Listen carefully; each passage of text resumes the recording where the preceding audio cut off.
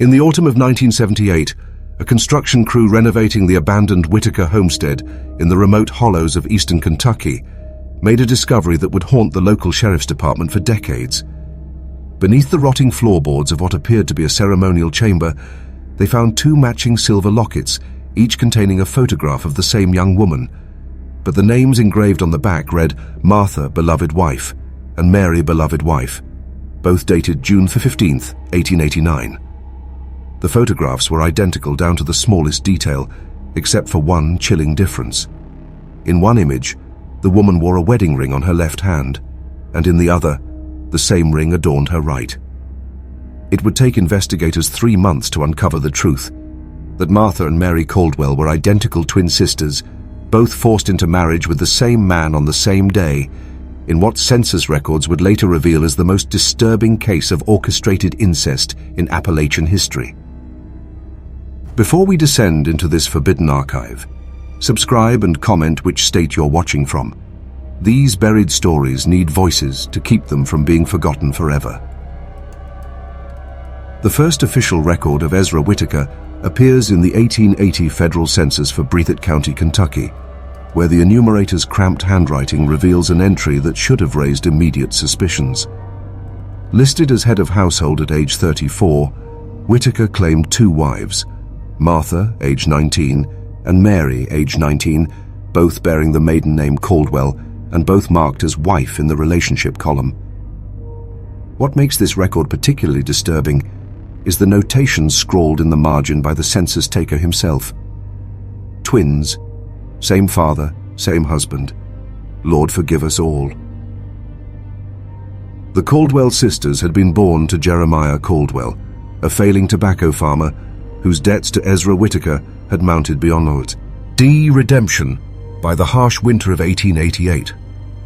Church records from the Pine Ridge Baptist Church, discovered in a water-damaged trunk in 1982, contain correspondence between Reverend Samuel McCreary and the county clerk, documenting what McCreary called an ungodly arrangement that violates both natural law and Christian decency.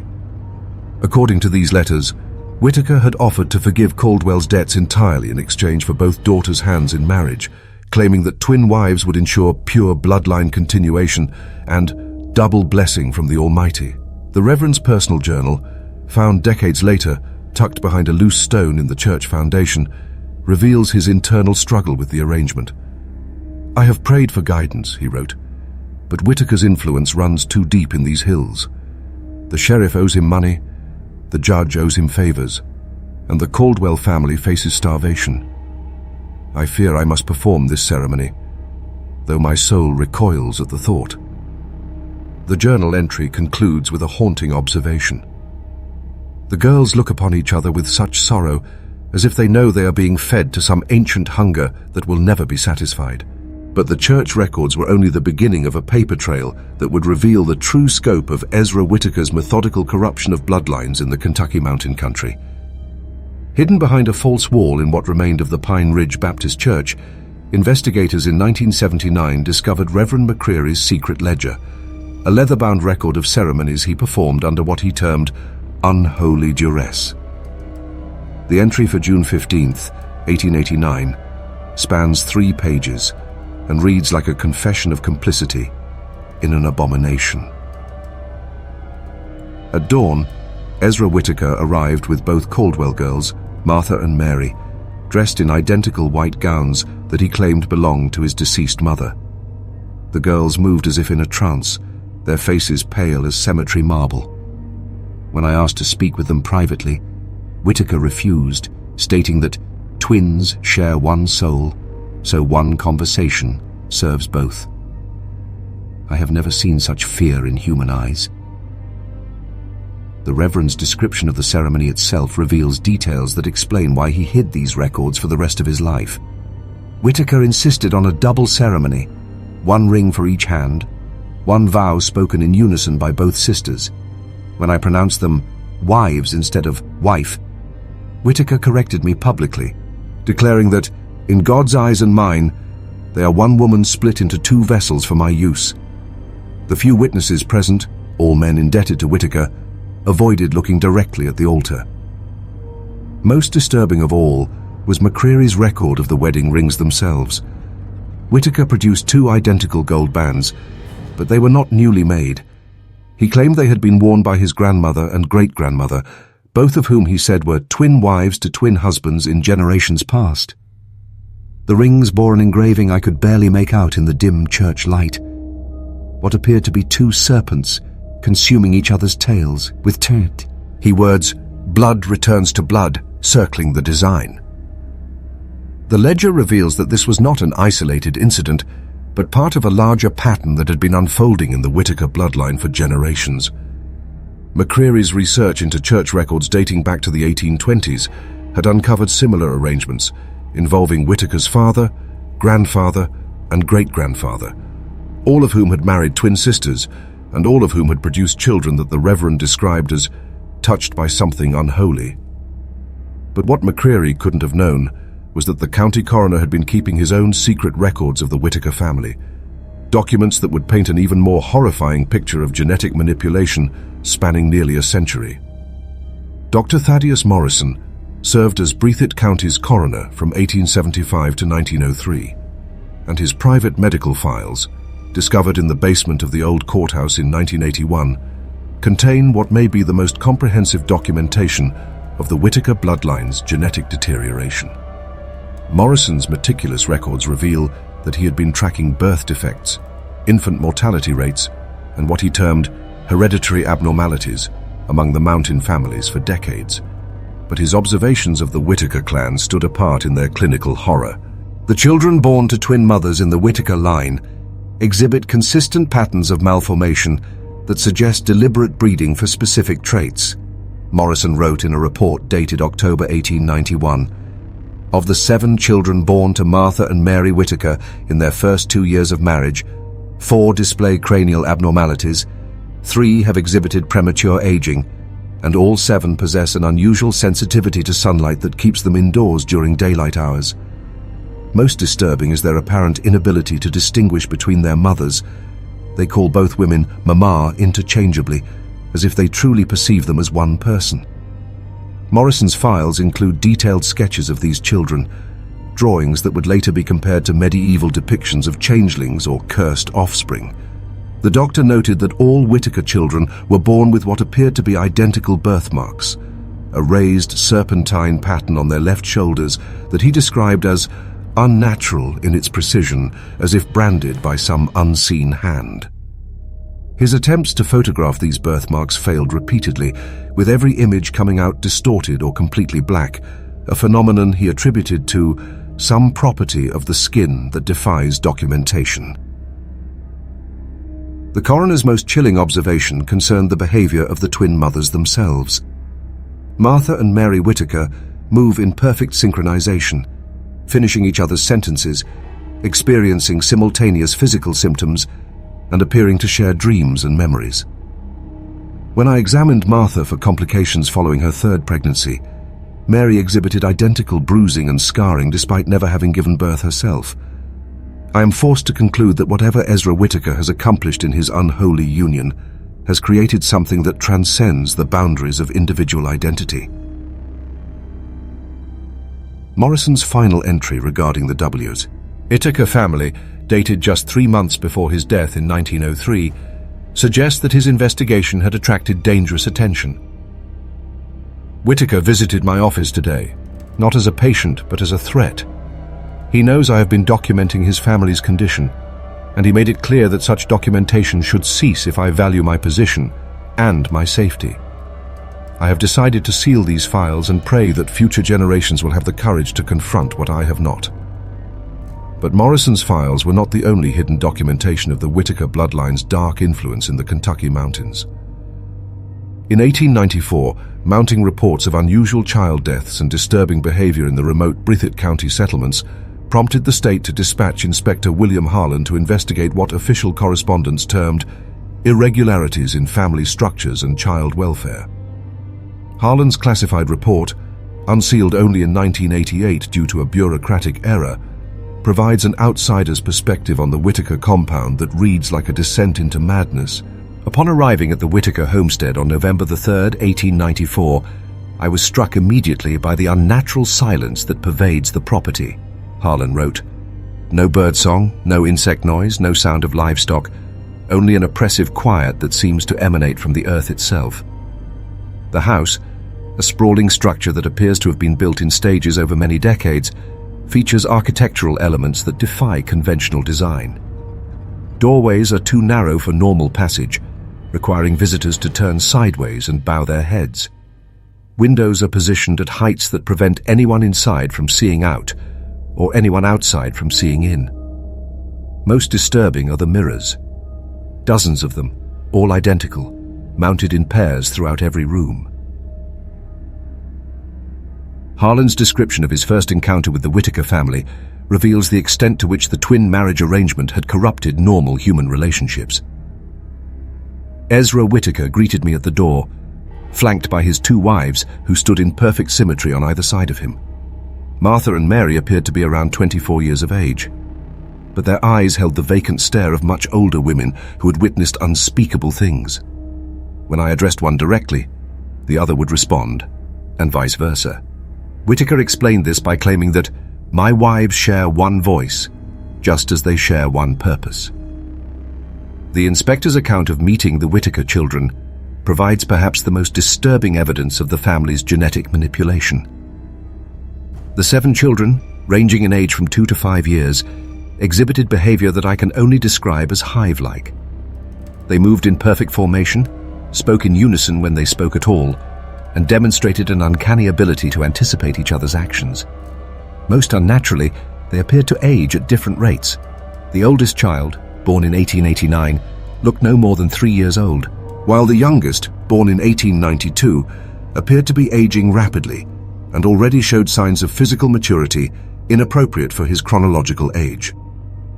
Harlan's investigation revealed that the Whitaker compound served as more than just a family residence. It was the center of what he termed a breeding program designed to perpetuate specific genetic traits across multiple generations. His discovery of breeding logs, genealogical charts, and correspondence with similar families in other remote mountain areas suggested that Ezra Whitaker was part of a larger network of individuals pursuing what Harlan called selective human cultivation for purposes unknown. The inspector's final report, marked "Confidential, do not distribute," concluded with a recommendation that would haunt state officials for decades. The Whitaker situation represents a clear and present danger to public health and morality. I recommend immediate intervention, removal of all children from the household, and criminal prosecution of Ezra Whitaker for multiple violations of marriage law, child welfare statutes, and crimes against nature. However, I must note that Whitaker's influence extends throughout the county government, and I fear that any official action will be met with resistance from corrupted local authorities. But Harlan's report was filed away and forgotten, leaving the Whitaker bloodline to continue its dark evolution undisturbed for another generation. In 1996, a team of genealogists researching Appalachian family histories gained access to what appeared to be Ezra Whitaker's personal records, a collection of ledgers, correspondence, and photographs that had been hidden in a root cellar beneath the original homestead. These documents, now housed in the Kentucky Historical Society under restricted access, reveal that the twin marriage arrangement was not an isolated incident, but part of a multi-generational program of genetic manipulation that Whitaker had inherited from his ancestors. The ledgers, written in Whitaker's own hand, begin with entries dating to his childhood in the 1850s, when his father, Josiah Whitaker, had married twin sisters named Rebecca and Rachel Thornton. "Father explained to me the importance of maintaining pure bloodlines," young Ezra wrote in 1863 at age 17. "Twin wives ensure that children receive identical maternal influence, creating offspring of superior mental and physical capabilities. Our family has practiced this sacred science for 5 generations, and each generation has grown stronger, wiser, and more blessed by Providence." The ledgers contain detailed breeding charts mapping not only the Whitaker bloodline, but also several other families throughout the region: the Thorne family in eastern Tennessee, the Blackwood clan in western Virginia, and the Cray family in southern West Virginia. Each family, according to Whitaker's records, practiced twin marriage and maintained correspondence with the others, sharing what Whitaker termed breeding intelligence and occasionally arranging marriages between their children to strengthen the pure strain. Most disturbing are Whitaker's personal observations about his wives and children. Rico budded with the clinical detachment of a livestock breeder. Martha conceived first, delivering a male child on March 15, 1890. Mary conceived exactly 1 month later, delivering a female child on April 15th. Both children exhibit the desired traits: enhanced night vision, resistance to common diseases, and the ability to sense each other's thoughts across great distances. I am pleased to note that they show no signs of the mental weakness that plagued earlier generations of our breeding program. The ledgers reveal that Whitaker maintained detailed medical records of his children, documenting not only their physical development, but also their psychological traits and what he termed spiritual advancement. Children who failed to meet his standards were noted as unsuitable for continuation and simply disappeared from the records after a certain age. Those deemed suitable were marked for preservation and continued to appear in the ledgers well into adulthood. Perhaps most chilling are Whitaker's plans for the future of his bloodline, outlined in entries dating to the mid-1890s. When my sons reach maturity, they too will marry twin sisters, continuing the sacred work begun by our ancestors. I have already identified suitable candidates: the Morrison twins in Pike County, the Hale twins in Harlan County, and if necessary, we can arrange for the breeding of twins through our connections with the Blackwood family. The bloodline must remain pure, and the ancient covenant must be fulfilled. But Whitaker's carefully laid plans would soon be disrupted by events that even his meticulous planning could not anticipate. On the night of December 23, 1897, a fire consumed the main Whitaker homestead, and with it, most of the physical evidence of the family's dark practices. The blaze, which local newspapers described as unnatural in its intensity and color, burned for 3 days, despite heavy snow and the efforts of volunteers from throughout the county. What made the fire particularly mysterious was the testimony of witnesses who reported that the flames appeared blue and green, and that the smoke carried sounds that resembled human voices, crying out in languages no one could identify. The Breathitt County Herald's coverage of the fire, discovered in 1989 during a newspaper archive digitization project, provides contemporary accounts that suggest the blaze was not accidental. The fire began simultaneously in multiple buildings throughout the Whitaker compound, reported journalist Marcus Fleming. Witnesses report seeing figures moving deliberately through the smoke, apparently setting additional fires rather than fighting the blaze. Most disturbing were the reports from volunteer firefighters who claimed to hear children screaming from within the flames, though no bodies were recovered and no family members were reported missing. Sheriff's Department records from 1897, unsealed in 1995, reveal that Deputy Thomas McElroy conducted an unofficial investigation into the fire's origin. His handwritten notes, found tucked inside his personal Bible, suggest that he suspected arson but was prevented from pursuing the case by pressure from county officials. "Someone wanted that compound burned," McElroy wrote, "and someone with enough influence to silence a sheriff's investigation made sure it stayed burned." I found evidence of accelerants, evidence of multiple ignition points, and evidence that the fire was set from the inside. But when I tried to file my report, Sheriff Caldwell, Martha and Mary's own uncle, told me that the case was closed and that I should forget what I had seen. Most intriguingly, McElroy's notes revealed that he had discovered something in the ruins that he believed explained the motive for the arson. In the basement of the main house, beneath rubble and ash, I found what appeared to be an altar made of human bones. The bones were small, child-sized, and arranged in patterns that reminded me of the old conjure symbols my grandmother used to warn me about. Someone burned that house to destroy evidence, and I believe they burned it to stop something that should never have been started. The fire marked the end of the Whitaker compound, but it did not mark the end of the Whitaker bloodline's influence in the Kentucky mountains. Following the fire of 1897, the surviving members of the Whitaker family scattered throughout the region, but their influence on local bloodlines continued in ways that would not be fully understood until decades later. County marriage records from 1898 to 1920, compiled by a team of researchers in 2001, reveal a pattern of strategic marriages that suggest the Whitaker bloodline continued its genetic manipulation program even without a central compound. Ezra Whitaker himself survived the fire, along with his twin wives Martha and Mary, and at least 4 of their children. Marriage records show that the family relocated to Harlan County, where Whitaker quietly acquired property under the name E.W. White, and continued his breeding program with a new generation of twin wives, this time his own daughters.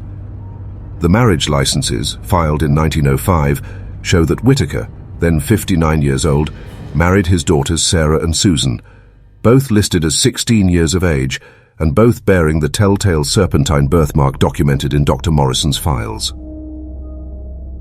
The pattern repeated across the region, with Whitaker sons and associates establishing similar arrangements in remote mountain communities throughout eastern Kentucky, western Virginia, and southern West Virginia. Church records from Pine Ridge Baptist Church, Methodist churches in neighboring counties, and even Catholic parishes in coal mining towns all contain entries documenting marriages between twin sisters and single men who bore surnames connected to the original Whitaker breeding network. Perhaps most disturbing are the medical records from the coal company doctors who served these remote communities in the early 1900s. Dr. James Harrison, who worked for the Consolidated Coal Company from 1905 to 1925, kept detailed records of what he termed hereditary anomalies among the mining families. His files, donated to the University of Kentucky Medical School in 1960, document over 200 cases of children born with the distinctive Whitaker traits: enhanced night vision, unusual aging patterns, and the ability to communicate telepathically with siblings. The children born to these families exhibit capabilities that medical science cannot adequately explain. Dr. Harrison wrote in a 1912 report to the coal company's medical director, "They require no artificial light to navigate in complete darkness. They show resistance to lung diseases that kill other miners' children, and they demonstrate an uncanny ability to predict mine collapses and gas leaks. The company has quietly begun assigning these families to the most dangerous mining operations, as their children seem to possess natural warning systems that prevent accidents." Harrison's records also document the social isolation of these families within their communities. The other miners' families avoid the Whitaker-descended clans, claiming that their children are not natural, and that their presence brings bad luck. Several incidents have occurred in which non-Whitaker children have been found dead after playing with Whitaker children, though no cause of death could be determined. I have recommended that the company establish separate housing areas for these families to prevent further incidents. But the coal company records were not the only documentation of the Whitaker bloodline's continued influence in the region. In 1935, as part of Franklin Roosevelt's New Deal social programs, federal investigators were dispatched to remote Appalachian communities to assess conditions and distribute aid to struggling families. Among these investigators was Dr. Margaret Sinclair, a social worker and anthropologist whose classified reports, discovered in the National Archives in 1992, provide the most comprehensive documentation of the Whitaker bloodline's evolution during the Great Depression era. Dr. Sinclair's initial report, filed in June 1935, describes her first encounter with what she termed the Whitaker Collective in a remote hollow near the Kentucky-Virginia border. "I was directed to this location by local authorities who claimed that a large extended family was living in conditions of extreme poverty and needed federal assistance," she wrote. "What I found instead was a highly organized community of approximately 200 individuals, all related through the original Whitaker bloodline, living in a series of interconnected underground dwellings that had been excavated with remarkable engineering skill." The community, according to Sinclair's reports, had evolved far beyond the original twin marriage arrangements into something resembling a separate subspecies of humanity. The Whitaker descendants have developed physical and mental capabilities that distinguish them clearly from the surrounding population, she observed. They communicate primarily through a form of telepathy that requires no spoken language.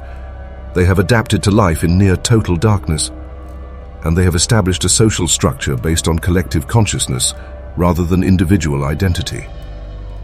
Most disturbing to Dr. Sinclair was the community's reproductive practices, which had evolved from the original twin marriage system into something far more complex and unsettling.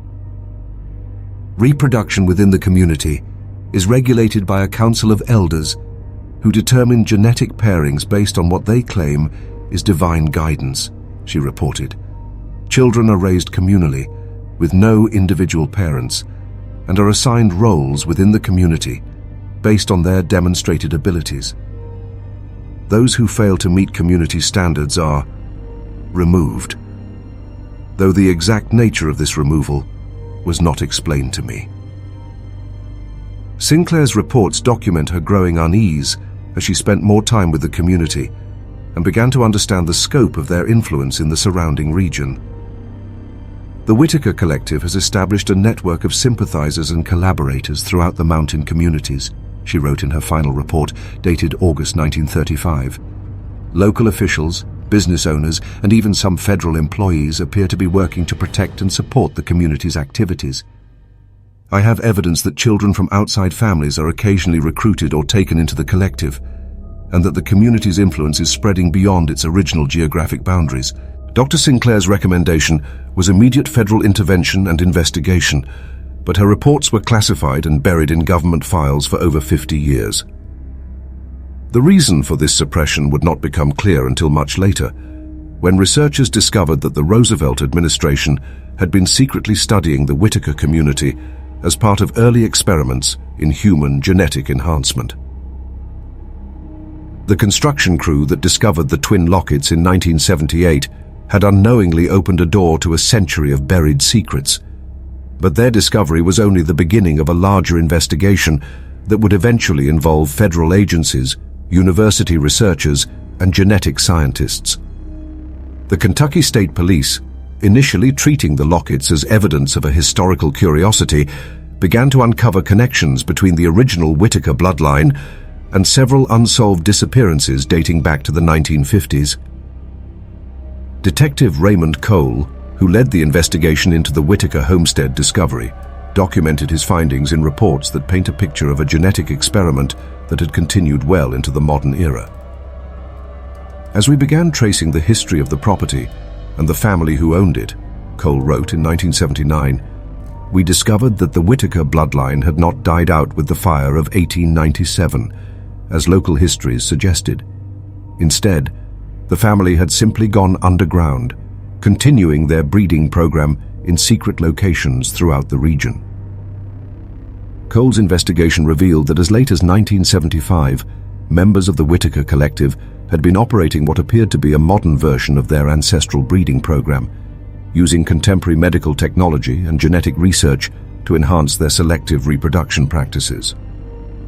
We found evidence of a private medical facility hidden in a converted mine shaft, Cole reported, complete with modern sewers, GICL equipment, genetic testing materials, and what appeared to be artificial insemination apparatus. Medical records found at the site document the births of over 50 children between 1960 and 1975, all exhibiting the distinctive Whitaker traits. Most disturbing to the investigators was the discovery that the modern Whitaker Collective had established connections with legitimate genetic research programs at several universities, providing subjects for studies while using the research to further their own breeding goals. We found correspondence with researchers at major universities who believed they were studying isolated mountain populations with interesting genetic variations, Cole noted. These researchers had no idea they were actually facilitating a century-old program of human genetic manipulation. The investigation was ultimately closed in 1981, officially due to lack of evidence for any current criminal activity, but Detective Cole's personal notes suggest that political pressure and threats against investigators played a role in ending the inquiry. Too many powerful people have too much invested in keeping this buried, he wrote in his final report.